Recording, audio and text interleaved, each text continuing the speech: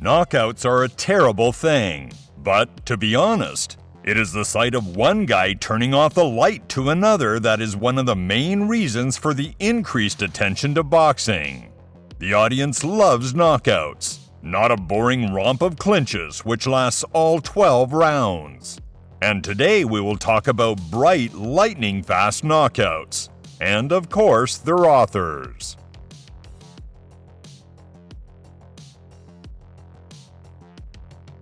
The entry into the ring of the legendary Johnny Tapia has never left fans indifferent. On January 19, 2002, the smiling Mexican delighted the audience with a vivid massacre of the Argentine journalist Eduardo Enrique Alvarez. A beautiful combination of punches sent Alvarez to the knockout already at the 82nd second of the fight.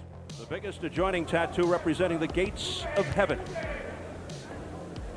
In his prime, the overall speed, the sharp counter-punching of Tapia. Busy, lots of combinations, and I think that's what you had as one of your keys to victory. Well, you know what? Johnny Tapia is a terrific combination puncher. He has great speed with his feet, with his hands. He'll move in, move out. He'll hit you on the way in, on the way out. He's taking his time right now, and he's working with a guy who doesn't have his ability, doesn't have his experience, doesn't have his speed or his power, so he should be in the driver's seat. Going hard to the body. Some of those being blocked on the elbows of Alvarez. Now he goes upstairs, does Tapia. He's got Alvarez pinned in the corner, and he is wailing away. All over Alvarez, smothering him. To his credit, Alvarez is keeping his hands tight, blocking almost all of those shots, if not totally, partially. That one slipped through. And down he goes. A thumping knockdown for Tapia. Beautiful right hand to the temple, Steve. It slipped through, and I don't think he's getting up. Tapia does a backflip to the background, and that'll do it. Alvarez is a nasty bellyache. It was a beautiful left uppercut or his hook to the belly that got inside, slipped in. On August 9, 2013, the rising star of world boxing Deontay Wilder went out to fight with former world champion Sergey Lakovic. Few doubted that the 37-year-old veteran would become the next one from the list of victims of a promising American who completed all of his fights with knockouts. But few people thought that everything would end so quickly and brutally. Wilder once again confirmed his reputation as a ruthless knockout, destroying the Belarusian already at the 103rd second of the fight. The most powerful blow from the bronze bomber on the right literally cut down Lakovic. Looking at the Belarusian boxer twitching in convulsions on the floor of the ring, it became uncomfortable. Fortunately, everything went well, and soon the veteran resumed his boxing career. Down he goes! And it's over. Just like that. Hello, goodbye. Stay, Sergey. Sergey, stay. Don't move, buddy. You're okay. Stay right here. Stay right here. They're telling Lakovic to stay down. He wants to get up. He was shaking when he went down.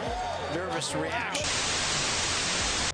The terrifying punching power of Saunders could be attested by serious fighters like Vladimir Klitschko and Hasim Rahman. On February 19, 2000, the former cruiserweight world champion Alfred felt the South African's heavy fists.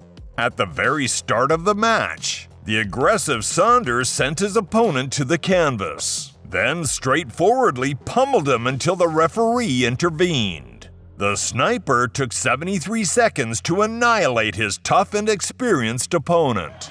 He's going to put him away. He still hasn't recovered from that big left hand earlier on. Saunders really wants a jump. That was a knockdown. That big fella knows what to do. 6. This is not the start that Al Cole planned. Big talk before the fight. He was going to take the fight to Saunders. It's been anything but. Well, there's an explosive up from Saunders. The referee taking a close look at this because he's defense on his end for 101. That's it, over! Great win up for Saunders. Well, would you believe it? That was dynamite. Well. Now one left hook there caught Saunders. He didn't know what from Saunders caught Carl. He didn't know what to do. This is the man performance. Right. Shannon Briggs holds the world record for the most first-round knockouts, with a total of 37. On April 19, 2014, the 42-year-old American scored a swift victory over the little-known Francisco Morales. At the very start of the match, Shannon unleashed his entire firepower on his opponent, sending him to the canvas. Morales showed no desire to continue, prompting the referee to call off the fight. Briggs accomplished all this in just 27 seconds.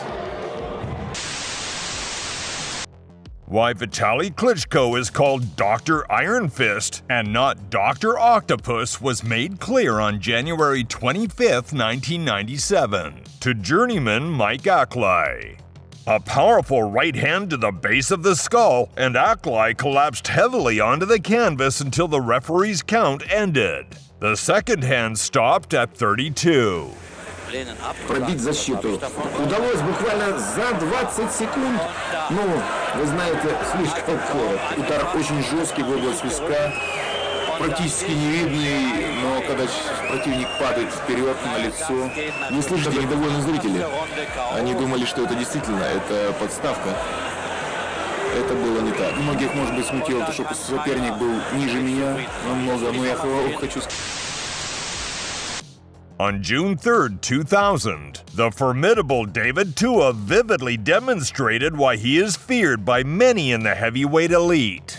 The experienced and tough Obed Sullivan, who had recently contended for the world title, was destroyed by a devastating series of punches from David in just 51 seconds. Speed and quickness, one punch power, stamina, and he cuts. Obed's going to have to establish that jab immediately and get at least a small pound of flesh to get Tua off. Hit him with a right hand, stuff something there, and make him worry. And Tua looking to make a major statement here. He just doesn't want to win. He wants to win impressively. I don't think I've ever seen legs on a fighter that big. That looks like the foundations for the Golden Gate Bridge. I've never seen anything that big on a fighter. Bobby's got big legs, but nothing like that. No, and I'll tell you what, they are really big. I've seen steel girders that are smaller. Three stumps, and here comes David Tua, winging away left, right. Obed's in trouble, and down he goes. Left uppercut on the inside, Steve. Almost lifted him off his feet. And he's not getting up. He put him down about 19 or 20 seconds in, and he may have matched the John Ruiz knockout. He's done it again. An early evening at the MGM, maybe he could fight next week. Maybe he knew something we didn't know. I'm not sure John Ruiz wants to do that again. On May 19, 2012, the young Dillian Whyte confidently passed the test against Georgian Zurab Naniashvili. Zurab started the fight aggressively, but the Brit quickly cooled his fervor with counteractions and soon dropped him with a hard body shot.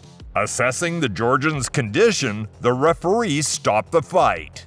The second hand marked 52. Man from Georgia with one of those names that you dread as a commentator, Zurab Naniashvili, who is an interesting character himself. When he boxes in his home country, he does pretty well. When he boxes abroad, he does terribly badly. He's had 5 fights on the road, lost the lot.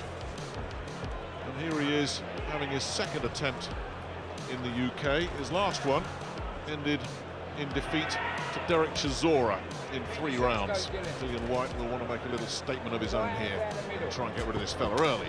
Oh, and he might just do that with a right to the body, and then he followed up. That's dangerous. I mean, he was on the floor for that punch. Okay, it was a reaction. Thankfully, the referee doesn't look to be yet. He's very, very fortunate there. Terrific body punch that finished the job, but he landed the shot while Naniashvili, his knee was on the floor, but terrific body shot to finish the job. Terrific. It really was. As soon as that landed, you thought The good-natured and positive Frank Bruno outside the ring was a real nightmare for many opponents within it. On June 27, 1987, Chuck Gardner was not so lucky.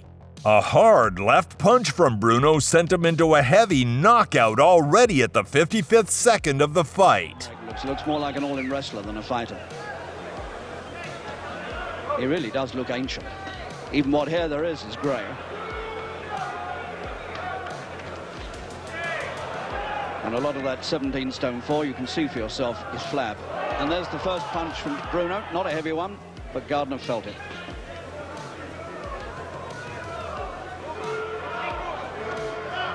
This fight being held in the Palais des Festivals in Cannes, where they screen all the films during the film festival. This is the Grand Auditorium where they're fighting. It holds 2,400 people, and it's very close to capacity.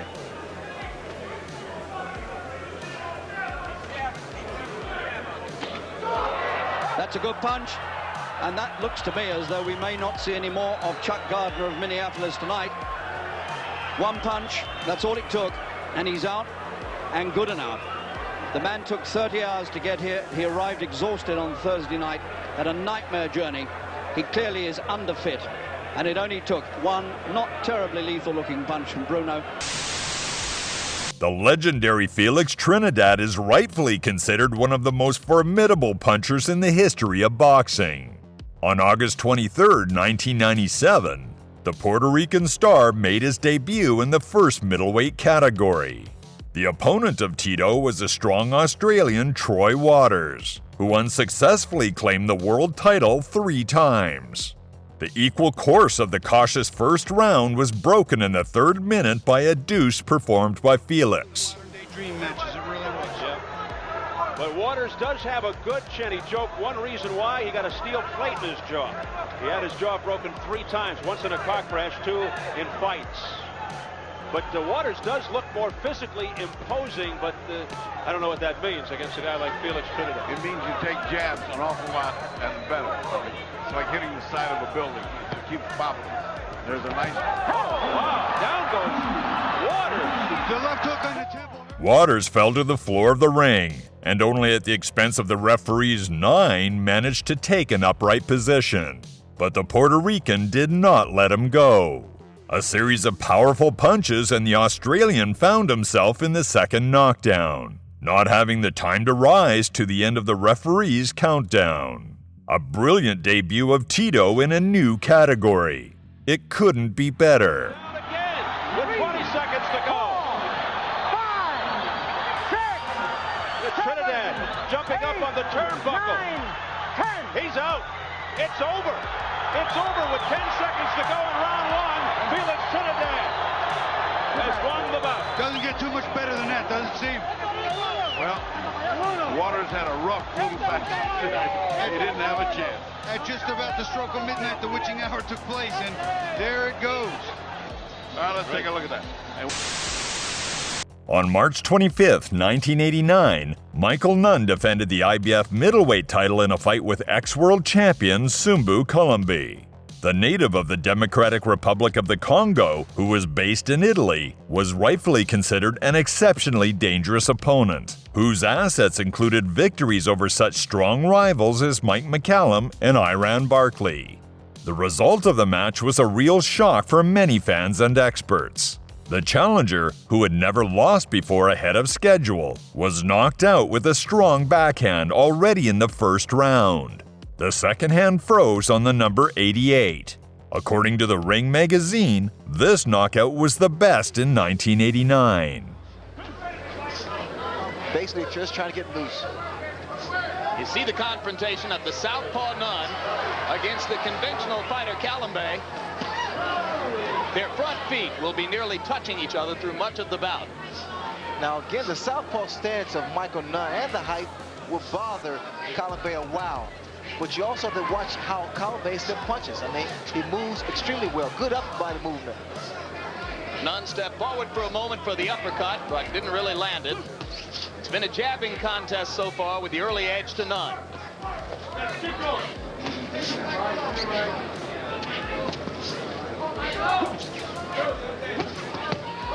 And down goes Sumbu Columbi after a major league left inside by Nunn. It looks as though Columbi isn't going to make it. And Michael Nunn answers a lot. And Norton has always remained in the shadow of Muhammad Ali, Joe Frazier, and George Foreman. although he was not inferior to the legendary Trinity either in skill or in charisma. Having suffered a very controversial defeat from the greatest in the final third match, Black Hercules undertook another campaign for the coveted championship title. His first opponent was undefeated puncher Dwayne Bobic, who had victories over strong Scott Ledoux and Chuck Wepner. The Norton-Bobic fight took place on May 11, 1977, and Ken vividly demonstrated the difference between a really great boxer and just a good one. The Black Hercules spent only 58 seconds on annihilation of the opponent. And the light tan trunks from Ken Norton in the velvet blue. Bobic has a quick right hand. That's his best punch. Norton's best punch is the right uppercut, but that's tough to deliver. He does not have the good straight right hand. His camp wished he would deliver it more. He does in his sparring, but he can't in his fight. There's that overhand right, and that hurt Bobic. Bobic is hurt from that overhand right, and now will have to hang on to survive. Norton on the attack. Bobic was stunned by that looping overhand right, and Bobic is defensive. It's a long 2 minutes to go in round one for Dwayne Bobic, and down he goes.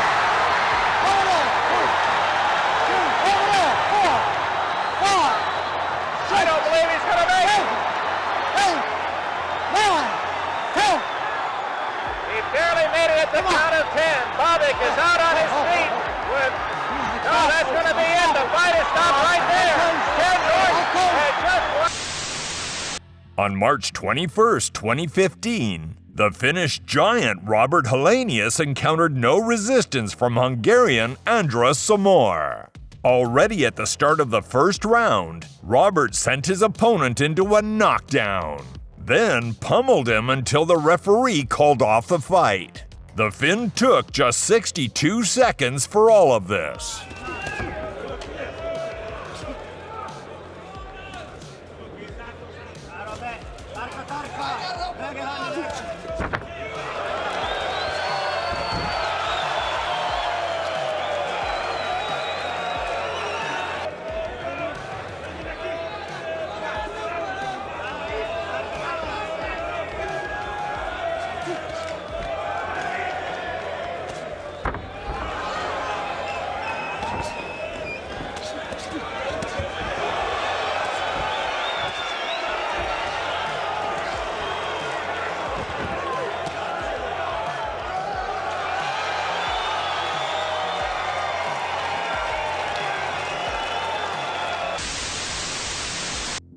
On September 12, 2015, in a battle of undefeated boxers, British crowd favorite Anthony Joshua brightly destroyed Gary Cornish.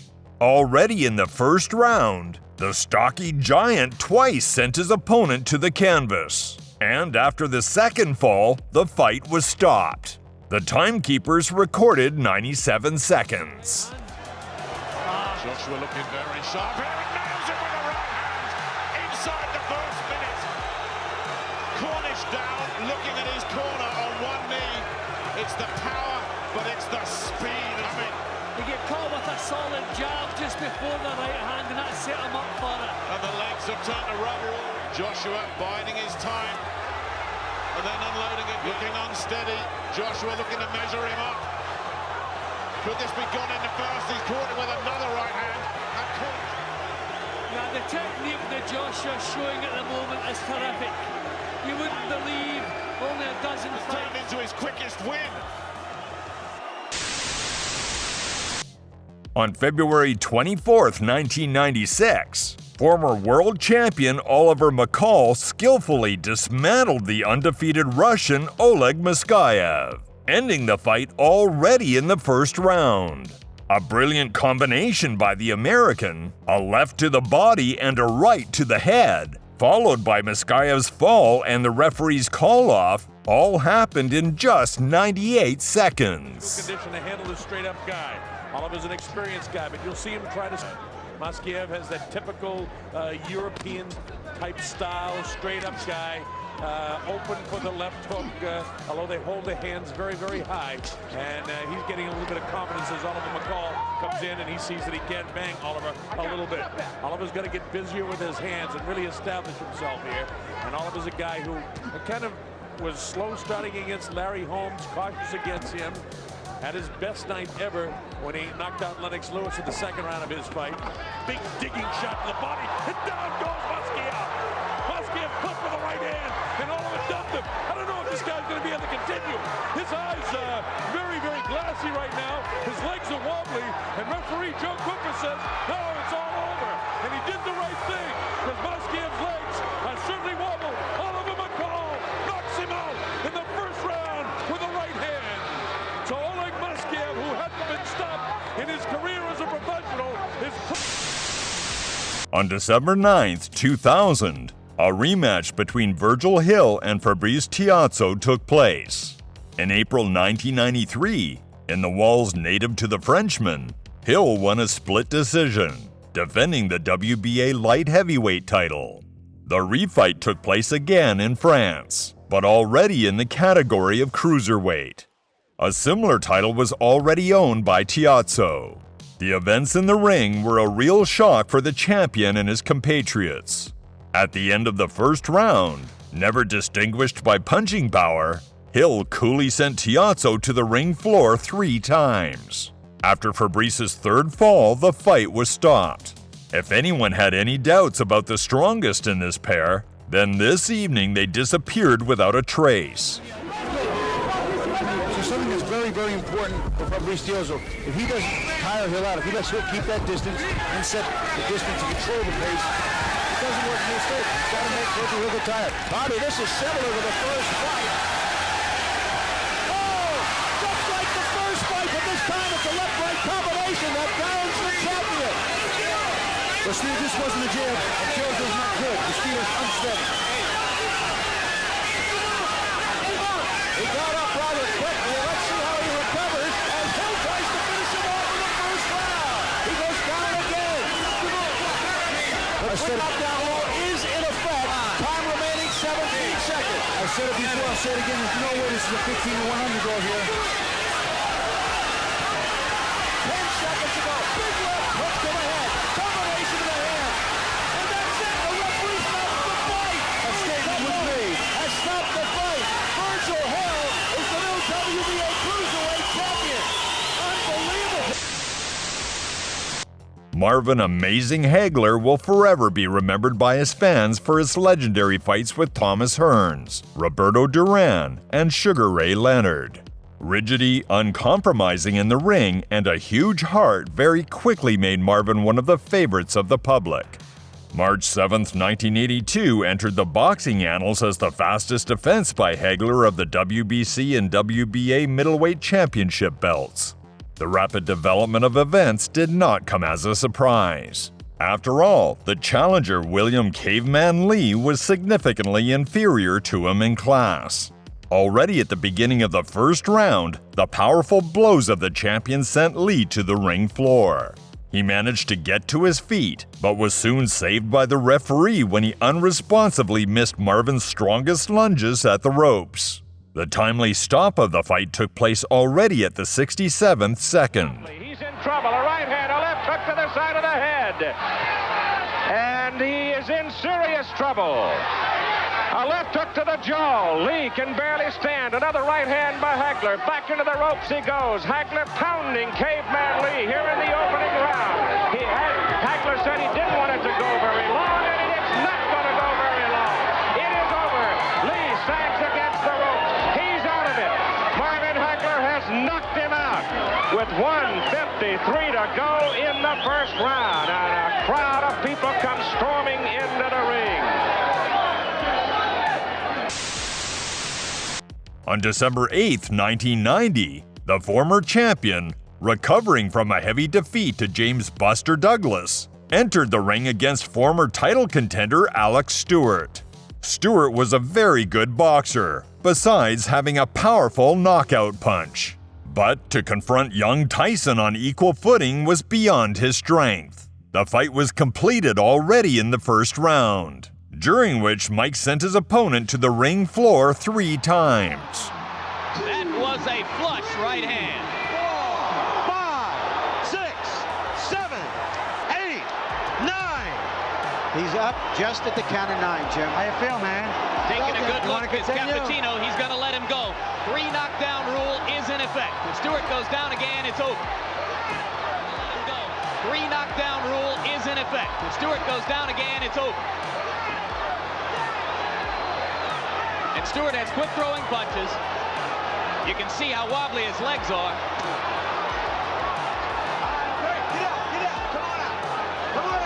If he makes it through 1 minute and 20, it'll be a small miracle. Let him go, come on. Stop punching. That was a worthwhile grab.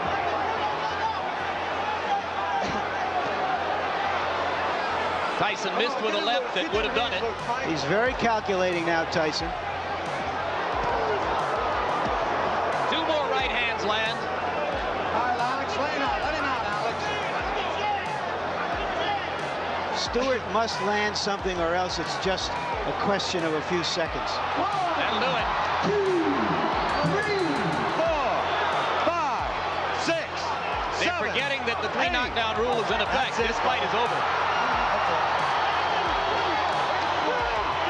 Well, Stewart said that Tyson was a mountain he had to climb. He just got knocked off that mountain. He just didn't have the style. Deontay Wilder is considered the most dangerous puncher in modern professional boxing. On August 9th, 2013, the American vividly demonstrated that this high praise is well-deserved. Former world champion from Belarus, Sergey Lakovic, was terrifyingly knocked out by a powerful right hand already at the 103rd second of the match. The spectacle was not for the faint-hearted. And it's over. Just like that. Hello. Goodbye. Stay, Sergey. Sergey, stay. Don't move, buddy. You're okay. Stay right here. Stay right here. They're telling Lakovic to stay down. He wants to get up. He was shaking when he went down. Nervous reaction. Yeah, that was scary. He was right in front of his parry.